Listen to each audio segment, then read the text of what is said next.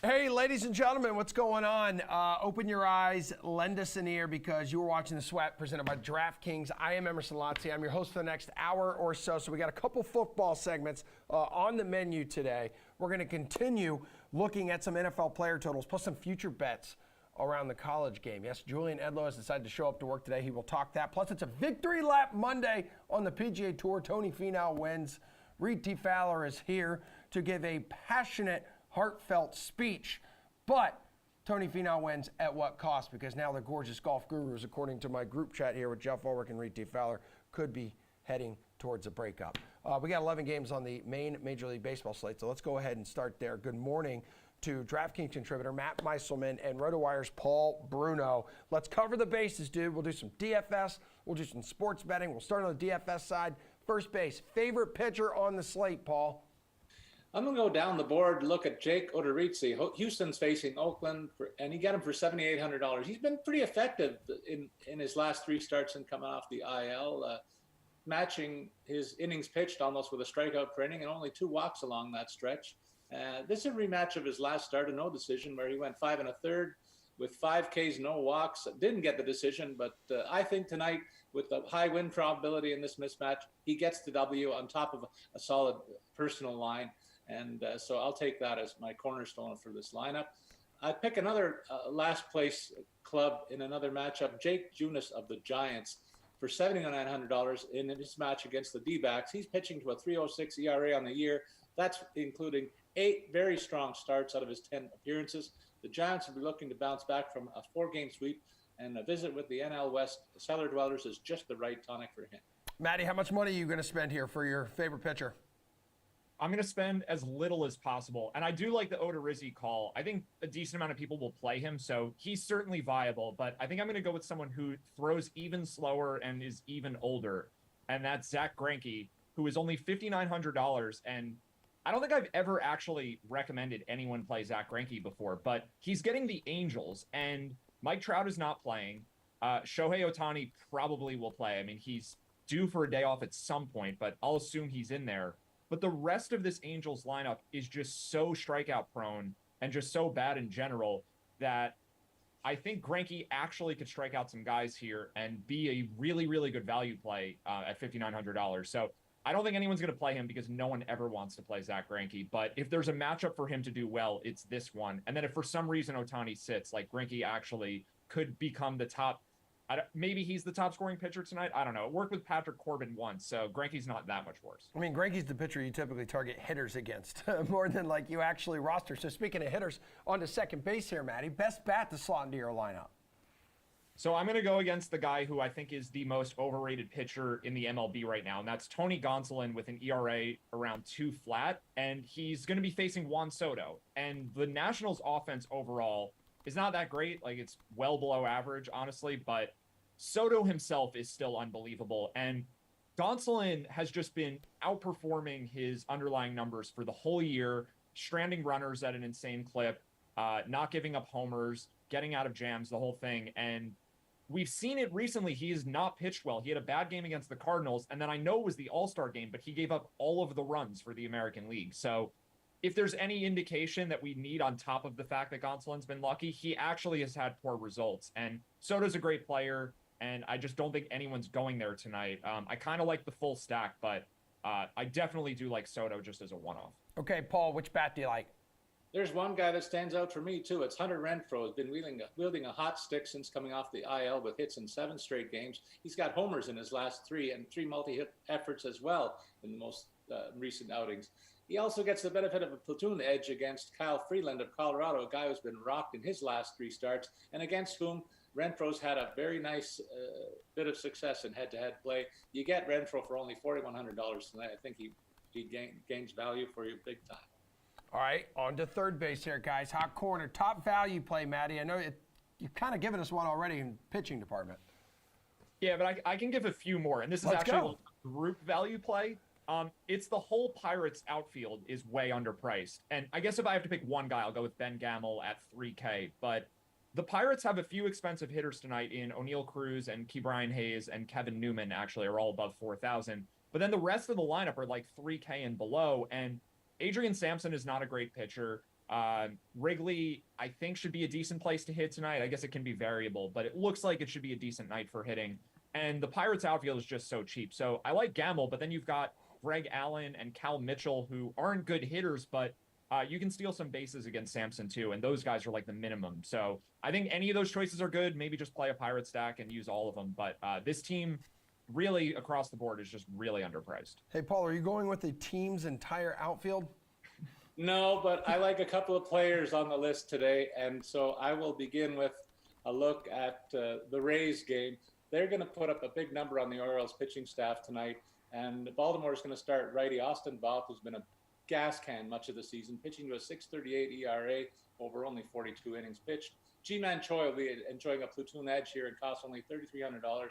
And I think that he's going to be in the middle of a potent offense tonight. I also like the platoon edge to favor the Dodgers second baseman Gavin Lux, who faces the Nats' Paulo Espino, who's seen his share of home runs allowed rise dramatically over his last 6 starts. Lux has a 304 batting average and an 833 OPS against righties this season. He'll return value tonight, too. All right, Paul, let's go to the DK Sportsbook.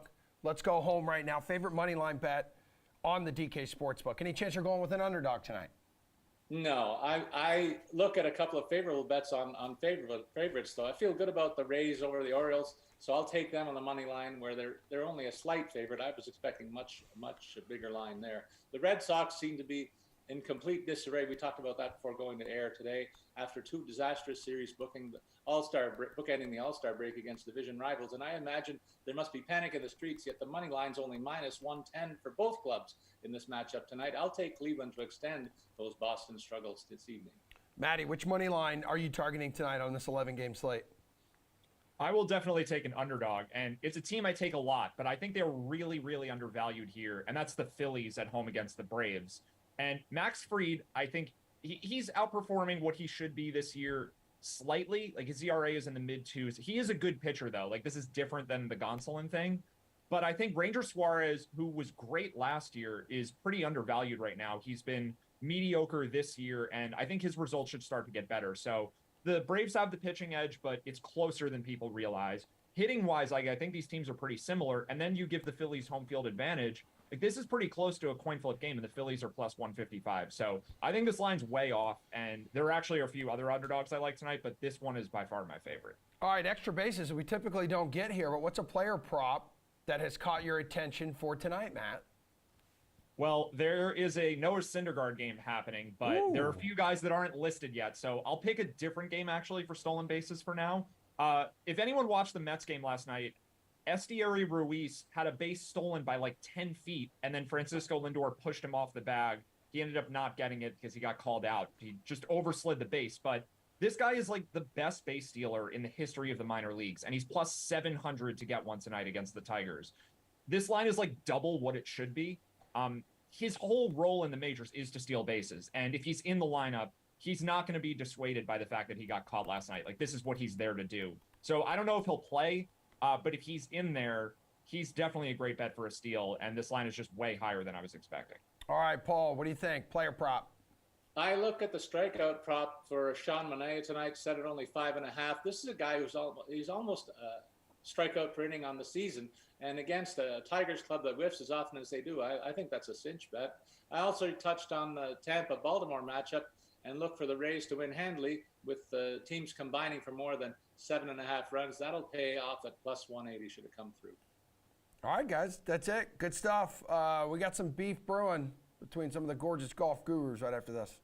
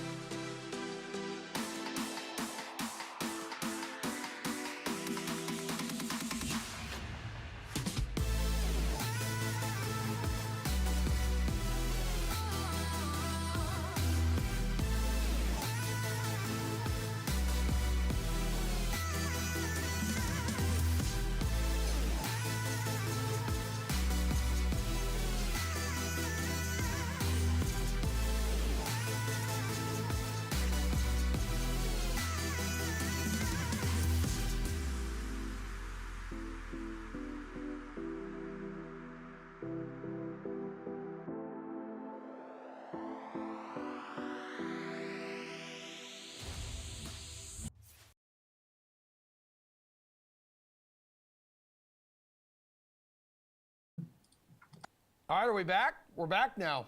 We're back. Yeah, you're watching The Sweat, presented by DraftKings. That's what's on your screen. Thank you, producer Tom Glenn, for confirming that we are back in my ear. Listen, yesterday was a historic day. Yesterday was a day that had my group chat titled "The Gorgeous Golf Gurus" on my phone with Jeff Ulrich and Reed T. Fowler just absolutely blowing up, nonstop emotions. Talk about it. Emotions, tears coming from Reed T. Fowler, anger, frustration coming from the so-called friendly Canadian, the Canadian Prince of Poutine, Jeff Ulrich. Because Tony Finau was victorious, everybody, at the 3M Open. I mean, I don't know, was it maybe more of like a Scott Piercy collapse? Nope. No, it was not. All right, Reed T. Fowler, you're here. Colin Sherwin's also here, everybody. Jeff Ulrich just looks miserable there in the middle box. But Jeff, Reed T. Fowler, I got to start with you. Describe to me the feelings you were feeling when you saw your boy. I mean, you stand for this guy.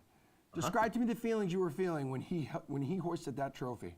Oh, as great as you're feeling, Emerson, wearing that DraftKings shirt in the beautiful green. And that's why I donned the green as well, because Tony Finau, unlike Tiger Woods, who wears red, Tony Finau wears green to honor his mother. So, he's a great guy, his late mother. Her favorite color was green. And every Sunday, the man wears green because guess what, Jeff? He won yet again. Yet again. That's twice in the last 11 months. And Colin, we're brand new friends. We're friends on Twitter, so it's official. But in your face, because Tony Finau was number one in the model, and we all stood up here, myself included, said that, look, that model needs to be thrown out the window because Tony Finau was number one, and he prevailed. Like, this is, like, in all seriousness, this is the second time, right? I think back-to-back years where the tournament, like, Cameron Champ won being 5 back, I believe, the same that Finau was on Sunday. So no lead is safe, especially at this course. That's why I love watching it, is because there's a ton of water hazards. Piercy had an unlucky shot in that bunker that just basically started the downfall, but Finau just kept on fighting. It got scary, though, on 17, because Finau probably realized he was in the lead on 17, and then he almost basically threw it away. But thank God, it was fantastic. I just love that he won. I love that Ulrich lost money because a Cameron caused him to lose money. It was a banner week in the Fowler household. That is true. That is a text you sent to our chat. Yeah, banner week in the Fowler household. I mean, Jeff, it was just 20 minutes ago that you realized that Reed was even on this segment. So I'm sure you were sitting here preparing to, like, hammer Reed for his, fanboy tendencies here. And then all of a sudden, back to the group chat, you're already deflecting, and you're talking about Louis Oosthuizen winning the LIV event coming up this week in New Jersey. But come on, man, you got to give Tony Finau some love here. I mean, screw the fact that Scott Piercy stood on the 18 on Sunday with a 5-stroke lead, Is Reed on the show? Is he? Oh, he is here. Oh, okay. I didn't know who was talking there for a second. I was just, whatever. That's cool. Who roasted Cody? Come on. That is the worst level of joke that I've ever seen on this show. Yeah, Congrats to Tony Finau. Pound us down. He's got two. Reed, it's my turn to talk. Congrats to Tony Finau. He's got 2 wins now in 2 years. Look, this is a guy, if you've been betting him, he finally pays off. 11-1 last week? From a betting perspective, Tony Finau has been coming to these fields, like Minnesota, for the past 5 years at like 20-1, 30-1, and not delivering. And now, when nobody bets him, at 11-1, because the number's too short, he decides to go and finally put in a final round worthy of a W. He's a great player. I love Tony Finau. He's super talented. My God, he's terrible for your bankroll. I don't care what Reed says. He really, truly is. So I think that you need to be wary of the fact that Tony Finau, he's maybe hitting his prime right now, just a little bit of a late bloomer in terms of the win. Also, we got like less elite players now because of the LIV. He could be someone who just runs the table in the playoffs. I fully admit that. Maybe we're hitting stride here, but the numbers, folks, the numbers aren't going to be good anymore because he's won. So I don't know what to do with Tony Finau. It's a little frustrating from a betting perspective. It's just like it's just the worst scenario possible. But I give Reed credit. His guy is awesome. I love Tony Finau. I love the way he conducts himself on the course. He's a fantastic player. Got some great. Emerson, can you ask Colin what's better, winning money on someone who's the shortest odds he's ever been, or betting Louis Oosthuizen, who has not won for the last, I don't know, 10 years. Reed, is Louis Oosthuizen living rent-free in your head? I haven't mentioned his name once. How many times have you won money on Louis Oosthuizen? How many times have you won money on Louis Oosthuizen? Zero. Because he's never won. 0-0. Actually, 0-0. 2 O's in Oosthuizen. So Yes. 0-0 because 2 O's in Oosthuizen. So, yeah. This guy on the segment. So, Reed, first of all, congratulations on winning the Stop Clock Invitational. A huge moment for you. So finally get it done. I know you're only down like 50 or 60 units on Finau now, so that is like a big recovery for you, and congratulations. The thing we're not all talking about here is Scott Piercy going bogey, triple bogey on the back nine with his tour card on the line. So here's the thing. This morning, I couldn't believe it. Now, to be fair, I am on vacation. I am here in lovely Montreal. And I look at about the 11th hole on my phone app, and Scott Piercy has a 4-shot lead on the back nine, and I go, oh, well, at least I don't have to pay attention. I don't have to watch the rest of this. I'm going to go back to this beer. And then now, Piercy goes bogey, triple bogey on the back. He was 132 in the FedEx Cup point standings going into yesterday. He is now only, I believe, 112 or 111. He has not even secured his tour card when he had a 4-shot lead on the back nine. Yeah. Like, that is absolutely insane. Yeah, he's 112 right now. So Scott Piercy is not a lock to even be on the PGA Tour next year because he absolutely gave it away. And by the way, Tony Finau in true Tony Finau fashion. And congratulations to him. He does seem like a great guy. He's great for the game. Mm-hmm. It's really good to see a good human being win. He did make bogey on the last. I'm just saying, it's not like he closed strong. He did make bogey on 18. So, crazy tournament. Wow. Yeah, bogeyed 9, bogeyed 18. But, you know, it seems really, Reed, like since the start of May, like his fortunes have just kind of changed. I'm looking at his card here. Runner-up performance at the Mexico Open. Added a top 5 finish at the Charles Schwab Challenge. Then remember, he battled Rory McIlroy down the stretch at RBC Canadian Open, where he also finished runner-up. So looks like your boy's starting to figure it out. But guys, what do you say we turn our attention to this week? Let's get some best bets here for the Rocket Mortgage Classic at the Detroit Golf Club. So Patrick Cantlay is the favorite at this event, plus 800. Reed T, you willing to kind of add him to your betting slip, or do you like someone else near the top of the board here you're a little more confident in? Ooh, Willie Z, hello. Yeah. Willie Z, Cameron Young at plus 1,800. He's come down. Finau's back too this week. Yeah, he is. He just could go on that run. And if we're trying to correlate last week to this week, then you want to bet Patrick Cantlay at plus 800. There's a lot of correlations to the Fortinet Championship as well in Silverado. Leaderboard, like the leaderboards there, it used to be the Safeway Open. We kind of see a crossover, right? Lashley, Cameron Champ, so on and so forth.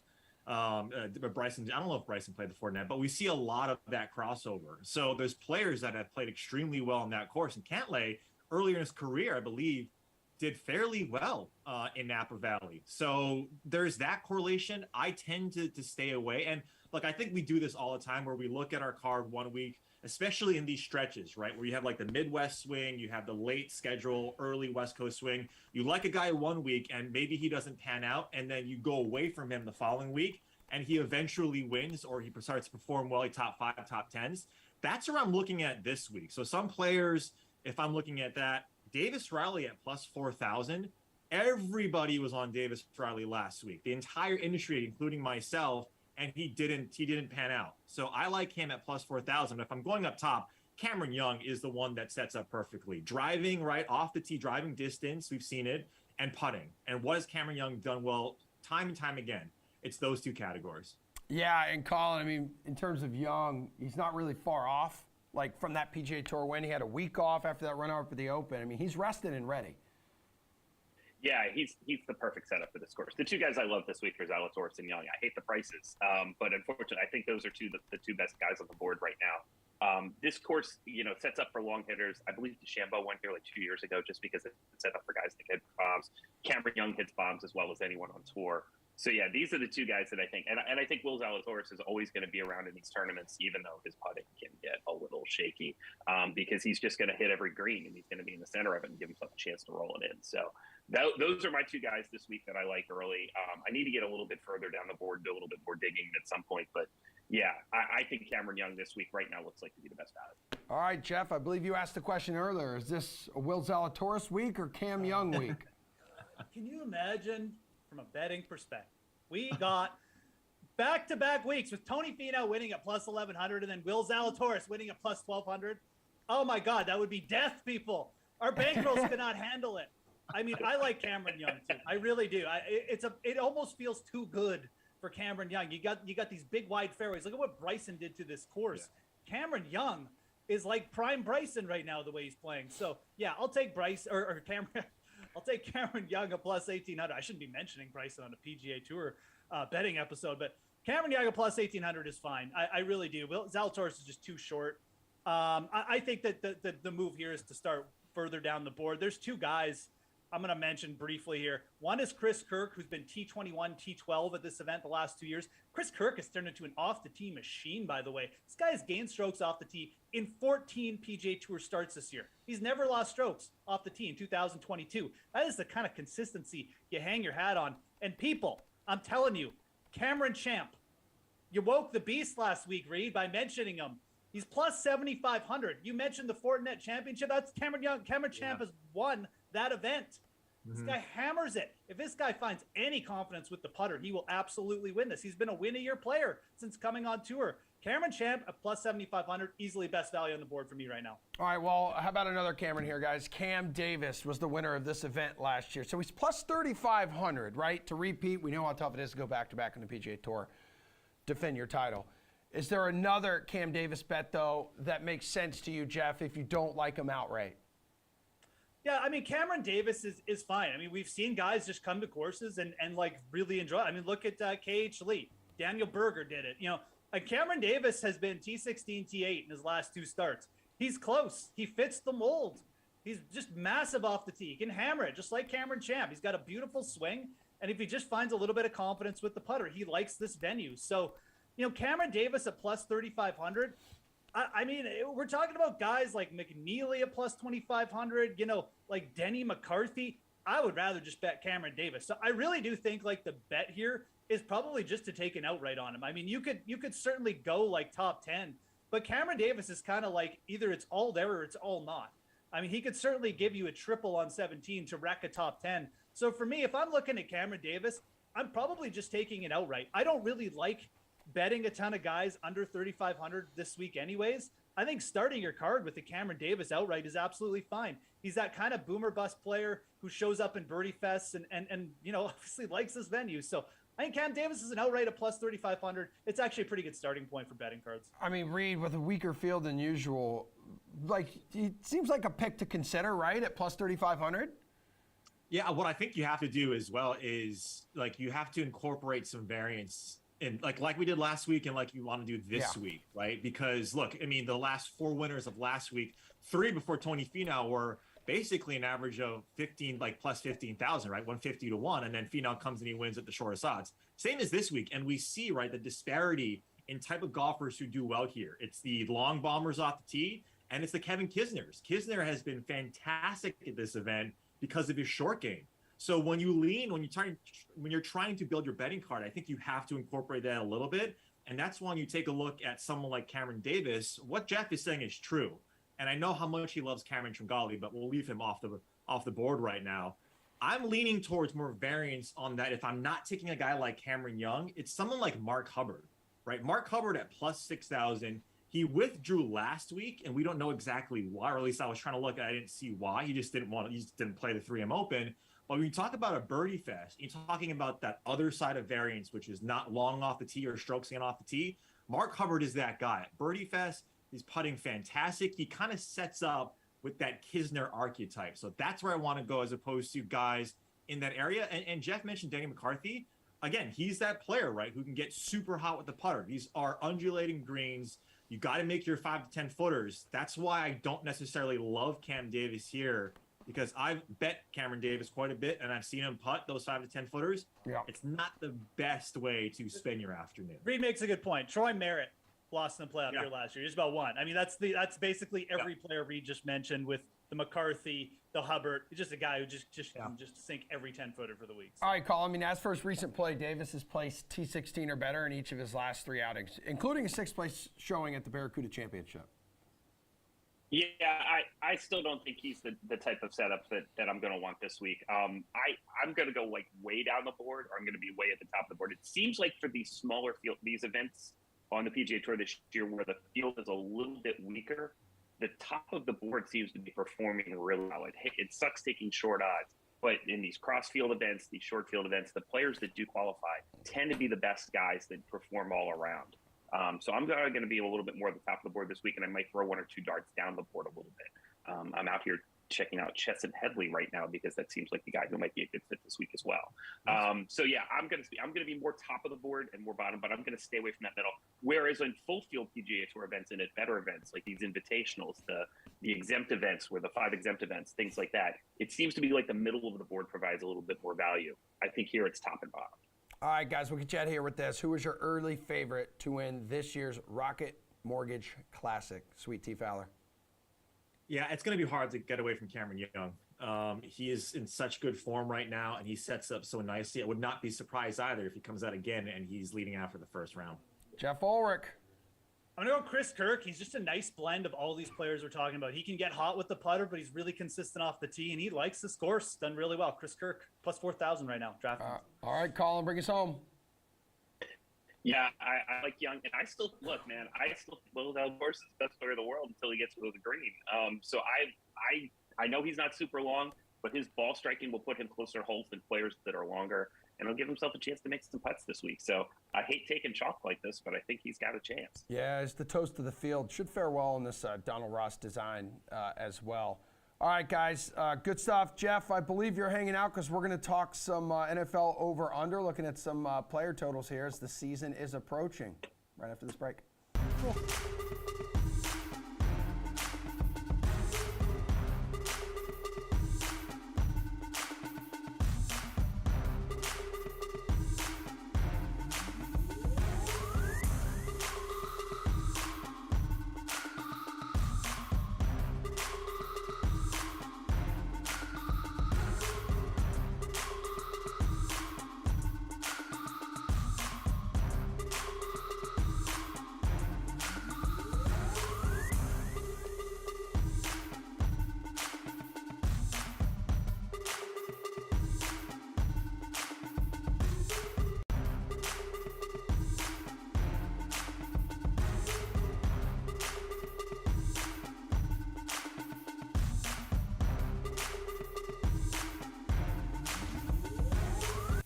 All right, guys, we're going to turn our attention to the NFL now. We've been doing it for the past few weeks. We've been looking at player total bets on the DK Sportsbook because the preseason, I think America's team, the Jaguars, play the Raiders. Is that next week?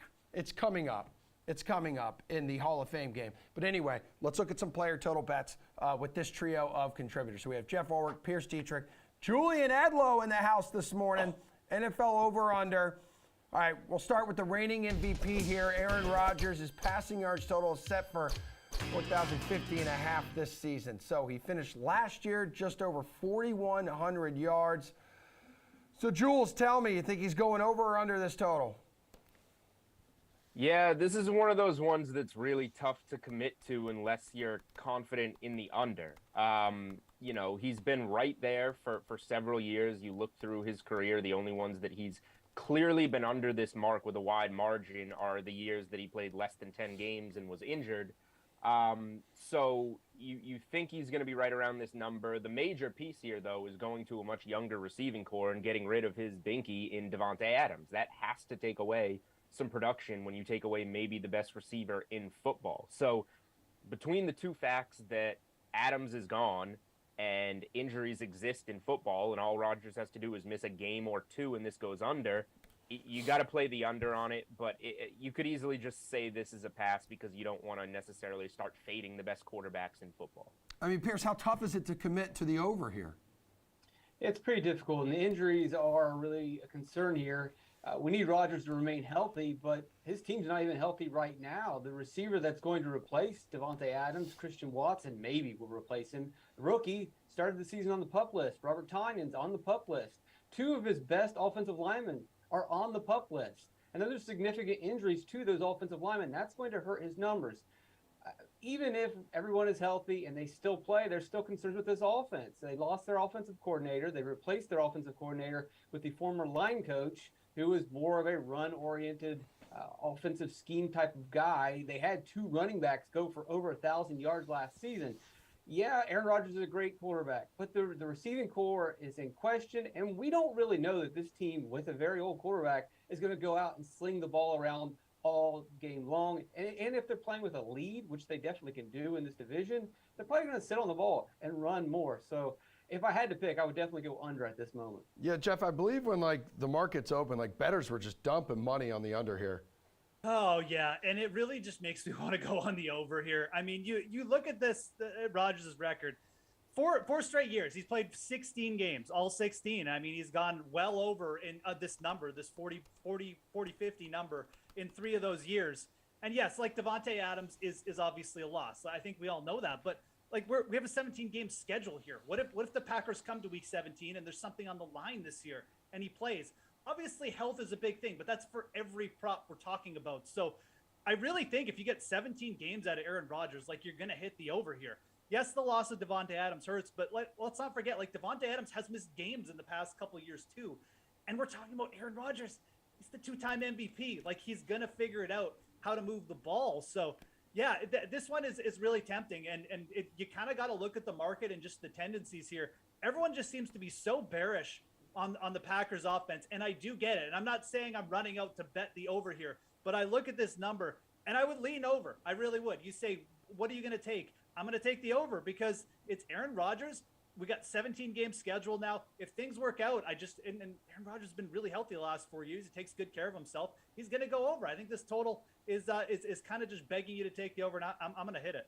All right, Jeff, let's stay under center because Matthew Stafford, he went from Detroit to a Super Bowl in L.A. He also had 41 touchdown passes. So that was the second most in the league behind Tom Brady. So this year in the DK Sportsbook, his passing touchdown total, 34.5. Is he easily going over this? Oh, man. The Rams are just an offense or a team this year that as good as they are and as good as Stafford was, do you really want to bet on Matthew Stafford, just going over this total? I don't know. It's not really one I want to hit. 34.5 it's a pretty big passing total for a quarterback, for any quarterback. But the Rams, they're going to get Cam Akers back. McVay, to his core, has kind of been someone who's been a little bit more balanced than he was last year. And I think you'll probably see that play out. So, again, I don't want to bring up the injury thing after just saying, we have to, in the last segment, we need to worry about that with every quarterback. So I'm not going to do that. I could see a scenario where Stafford plays 16, 17 games. The Rams just run the ball a little bit more. They still have a good defense. And now they have a couple weaker teams in the division. I don't think this division is as strong as it was last year. And Stafford hits 33 or 34 touchdowns. So I think this total is probably set correct. It's one that I would just lay off of, quite frankly. But again, just like the Rodgers, if you ask me which side I'm going to take, I would actually take the under here. I think that Stafford just a little bit on the older side. The offensive line isn't going to be as good. And I think the Rams will have a tendency to run more. I'm gonna lean under here. Pierce, what do you think, over or under? Because to me, it feels like Stafford should be able to duplicate most of his numbers this season now with the addition of Allen Robinson. Yeah, I'll take the over. He should be able to duplicate, maybe even do a little bit more. I've gone back and forth whether this team's going to have the Super Bowl hangover or if they're just ahead of schedule. This is year 2. Maybe this was the year they're supposed to win Super Bowl. They're going to be even that much better. They did lose Andrew Whitworth on the offensive line, but Pro Football Focus seems to think the line's going to be just fine. His replacement, Joe Noteboom, is possibly even better statistically. I mean, Whitworth was pretty old, so the line's probably not going to take a step back. As Jeff mentioned, the running scheme's going to be better this year, and I don't know if that's necessarily going to take away opportunities from Stafford. That might actually balance the offense out and allow or keep defenses guessing and open up more opportunities for Stafford to pass to all those wide receivers that he typically has wide open.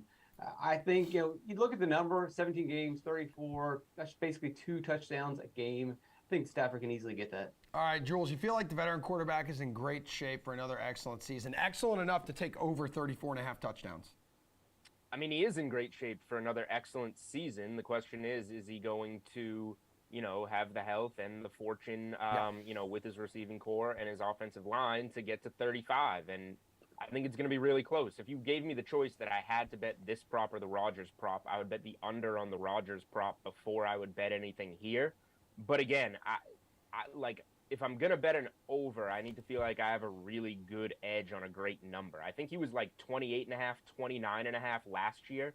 So now we have some inflation on the Super Bowl champs coming off a good year. So again, I can't possibly bring myself, to play an NFL over when the number is spot on. So this would be under or pass for me, and it's going to be a pass. Like I said, Rodgers stronger in my mind than this one.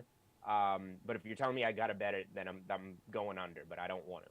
All right, well, let's take it to rushing touchdowns. Let's go to our backyard here with the Patriots. You got Damian Harris, 15 ground scores last year, guys. Good for second in the NFL behind only Jonathan Taylor's 18. Rushing touchdown total for 2022 on the DK Sportsbook, sitting at 8.5. You expect Harris to get to this number with the rush-happy Patriots. Pierce.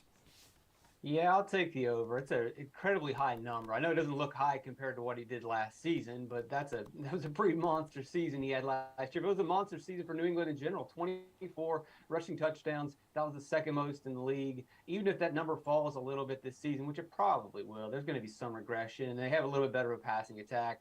I still believe Harris is going to get the bulk of the carries at the goal line. And if you are worried, yeah, Mac Jones is going to have a bigger role this year. He's got Devontae Parker now to throw the ball. He's a big red zone target. Hunter Henry had 9 touchdowns. Jonnu Smith should be healthy. They're going to run double tight end sets at the goal line, which is going to open up more passing opportunities. All that still being said, they had 24 rushing touchdowns last year. Can 9 of those go to Damian Harris? Yeah. I believe so. Okay, Jules, are you on the same page here as Pierce? Yeah, this one kind of reminds me a little bit of the three of us on this panel last week, and we were doing J.C. Jackson interceptions, and he had, 9 last year, and we're talking about over under 4.5. Now we have another Patriot. I know Jackson's now a Charger, another Patriot to compare the numbers to last year, and we're getting like nearly at 50% discount on the number, and it's like, why aren't you taking the over? So I'm terrified to do it, but on this one I do lean over. Harris should be like a 10 touchdown guy if he's healthy enough for the Patriots, and he had 15 in 15 games last year. He actually missed a couple of these games. The Patriots like to run the ball. They like to use Harris. Ramondre Stevenson's a bigger back that scares me a little bit, but the Patriots always have some trust issues when it comes to incorporating guys. I think that Harris is as close to a feature back with the Patriots as we've seen from the Patriots in a while. There will be some development from Mac Jones in the tight ends, but again, once they get down there, Belichick's going to be playing it safe, pounding it in. I think that there's enough value here to say Harris lands around 10 as long as he stays healthy. Yeah, and this guy was an absolute beast when it came to like red zone conversion. So, Jeff, which side do you lean here, over or under? So I've been a little bit on the fence with the first two, but I actually have a pretty hard take here. I really like the under on this one. Yes, Damian Harris averaged a touchdown per game last year. I get it. But like touchdowns, I can't emphasize, they're just so variable. And it's something that I think that the people and just the public aren't factoring in enough. Like, this is Mac Jones' second year. He's going to pass the ball a little bit more. What did the Patriots go out and do this year? They tried to beef up wide receiver. They got N'Keal Harry out there because he doesn't do anything. They brought in Parker. They drafted a wide receiver in round 2 as well. This is a team whose pass play percentage I have projected to be a lot higher next year. And also, Ramondre Stevenson. I think Damian Harris is in a spot. You look at him and you say, okay, what does he have to deal with? Perhaps more passing by Mac Jones. Perhaps Ramondre Stevenson taking more red zone carries this year. And then you add in the fact he's just a running back. Like, you need to be very certain when you're taking overs on a running back for any prop on a seasonal total. We talked about the quarterbacks. They just don't get injured at the rate that running backs do. I think this is actually a very good under. I don't hate the number. Like, I think the number is pretty correct, but I definitely have a hard lean here. I think the Patriots will be passing a little bit more in the red zone. I think Stevenson is just going to take some of those red zone carries. All right, well, when we talk like wide receivers, obviously Cooper Kupp comes to mind first after his historic campaign, the Triple Crown last year. But Justin Jefferson, guys, saying recently, after this year, I'll be the best receiver in the NFL. Hell of a sophomore campaign. He hit north of 1,600 receiving yards. His 2022 total set at 1,350 and a half. Jeff, you expect another big year from Jefferson. You want to take the over here? Yeah, I'm all in on Justin Jefferson this year. This guy is basically uncoverable. He's got the open field moves of like an Antonio Brown, but he's big as well. Give me the over on 30-50. He's also bringing in Kevin O'Connell, a Sean McVay disciple, who's just, you see wide receivers, Jamar Chase, Cooper Kupp working with similar style offenses. They're going to be passing more. Yeah, and look, Justin Jefferson led the league in air yards last year as well. And his season kind of got overlooked just because Cooper Kupp was so good. But I almost expect his yards per reception to go down a little bit, but his targets to go up and his route tree to perhaps expand as well. I think Justin Jefferson's in for a monster year. Give me the over on this one. All right, Jules, he's the favorite on DK Sportsbook, plus 800 odds to lead the league in receiving yards. Yeah, I can't fade Justin Jefferson. I think Jeff said he liked it at 30-50. If we're going 30-50, I will confidently take the under. But as it stands at 13-50, I can't confidently do anything. Like, I love Justin Jefferson, and I love everything that Jeff had to say about him. I just don't know if I can take over 13 for a running back or wide receiver that's in the league right now. But like I said, I'm not going to fade him on the under, so this one would be an over or pass for me. I just don't know if I can do it with the confidence that Jeff did, because this is one where, he misses a game or two, or just sits a game at the end of the season. Now the number becomes a little bit in jeopardy. But I love the player, and I think he has a lot of room to grow, maybe not necessarily to get above the 1,600 from last year, but just grow in terms of how good of a football player he is. So, yeah, it's going to be really close, and if he stays healthy, he's definitely going over. Pierce, no one has tallied more receiving yards in his first two seasons than this dude. Do you expect this intoxicating pace to continue? I expect the intoxicating pace to continue and maybe even become more intoxicating. I agree, and I'm on the same page with Jeff's confidence. And Jeff mentioned something I wanted in passing. Last year, the offensive coordinator for the Rams is now the head coach for the Minnesota Vikings. Also, the passing coordinator last year that helped Cooper Kupp have that monster season, he's now the offensive coordinator for the Minnesota Vikings. That's going to help Jefferson. That's also going to help Kirk Cousins. Cousins has never had a dynamic offensive passing-oriented coach behind him. He now has that. Also, the Vikings defense is not very good. They struggled last season. There's a very good chance that the Vikings are going to end up in shootouts left and right. And, on playing in the dome, that definitely helps. I think everything points to the Vikings scoring a lot of fantasy points this season. All right, guys, that's all the time we have. So apologies to Austin Eckler. We'll save him for tomorrow. We have one final break to go, one final block to go. Jules is going to hang out. We're going to talk some college football future bets right after this break.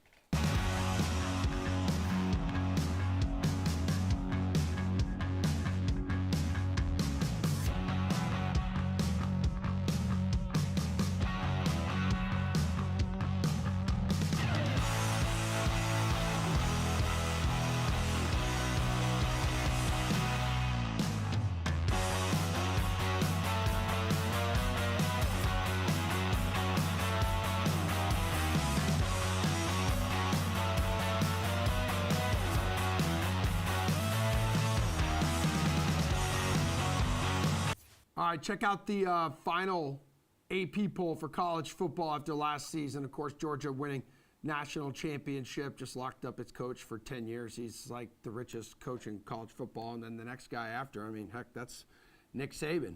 And then Michigan, Cincinnati, Baylor. Let's go, Jules, our college football guru here. Let's poke over to the DK Sportsbook, dude, and let's look at some early futures for the college football season, which starts here really, really soon. So we're going to make this super easy for you.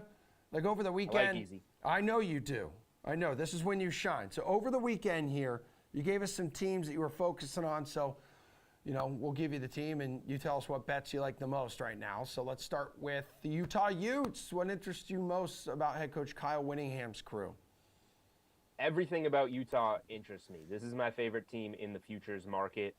Look at how they finished last season. They started 1-2 with Brewer at quarterback, the Baylor transfer, and as soon as they went away from him, they finished the season in those last 9 games, regular season, going 8-1, and then they won the Pac-12 championship over Oregon, and then they came out and took Ohio State out of the gates, and Ohio State needed a huge second-half comeback to win that game in the Rose Bowl.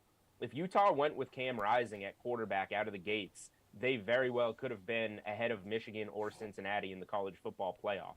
And bringing back 17, I think, starters this year, I think they're going to be in position to go to the college football playoff again this year, which is plus 500 on DK Sportsbook. Any way you want to back Utah, I'm in. The over 9 wins, they're plus 250, I think it is, or in that neighborhood to win the Pac-12.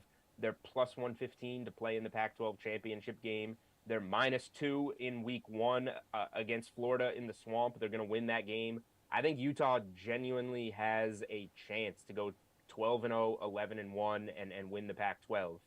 All right, let's stay out west with the conference. Yeah, that is crumbling. Pac-12. What's a bet you're willing to make on the Ducks? All right, so full disclosure here, we're going to use this segment as a learning experience. Yeah. When I sent this play, I sent Oregon at even money to play in the Pac-12 championship. 2 teams obviously are going to reach the Pac-12 championship. Generally, it's been the winner of the North and the winner of the South.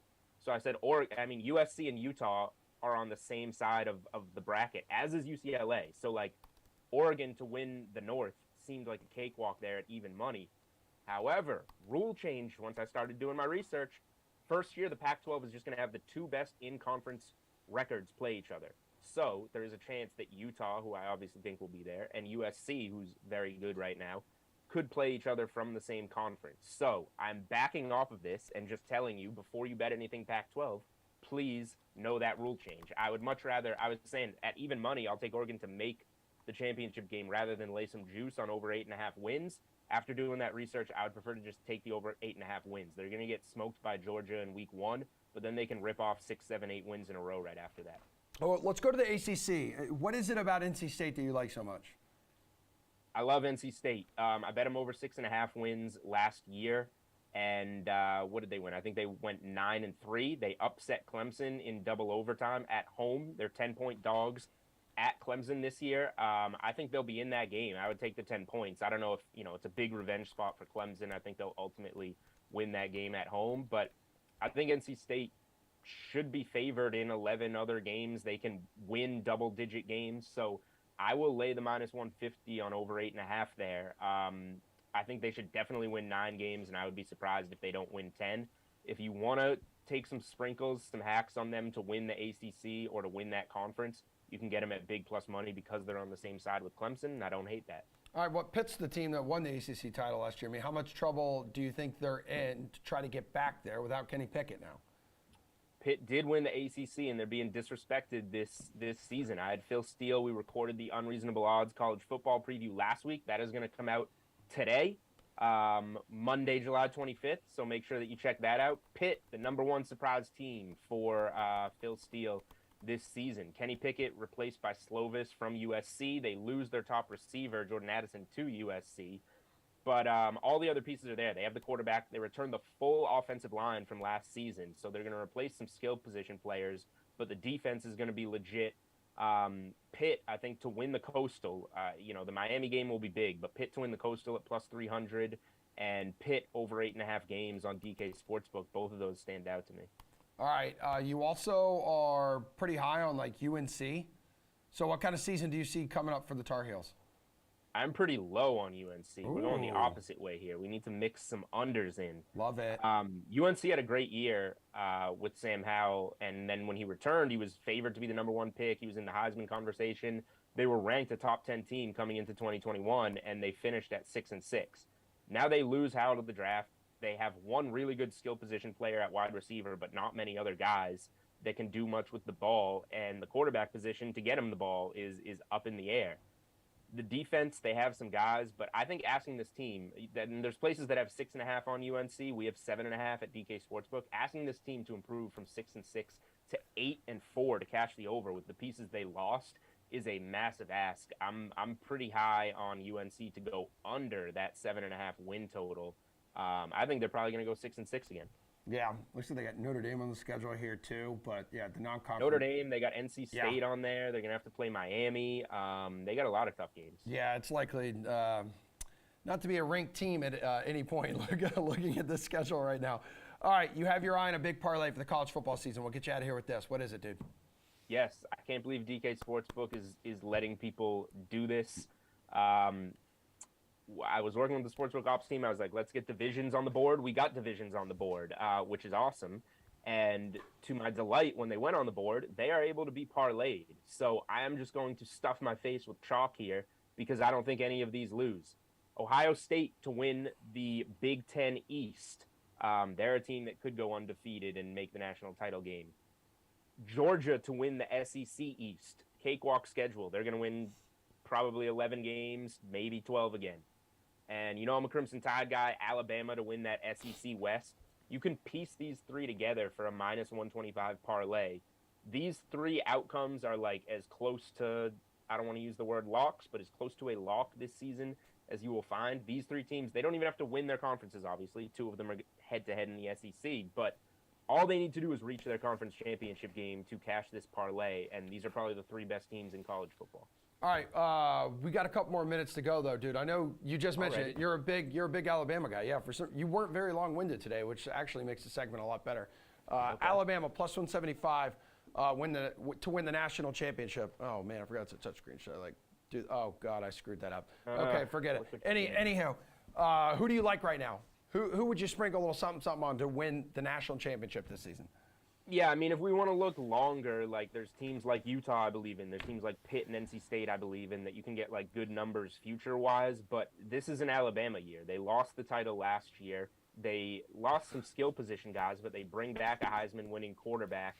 They bring back plenty of the offensive line. They bring back plenty of the defense, and they bring back all that motivation from losing the Natty last year to Georgia.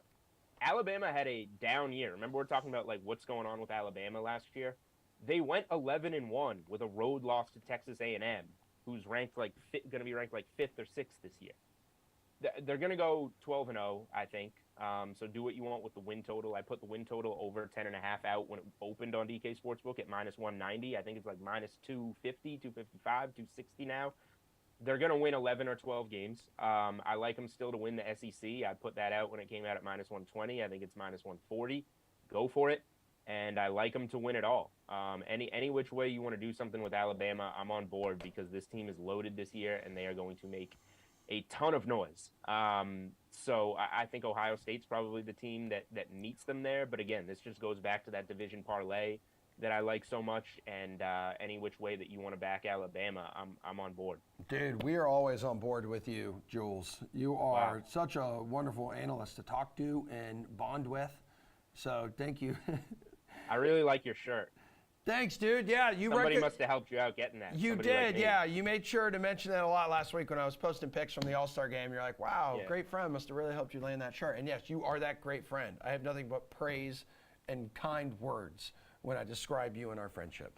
That's our show, everybody. We're back tomorrow morning, 11 o'clock Eastern time. Don't forget to check out the slate tonight with Glash and Jeff talking PGA and a bunch of other stuff. I'm sure some NFL will be mixed in there. That is tonight, 5 o'clock Eastern time. Peace.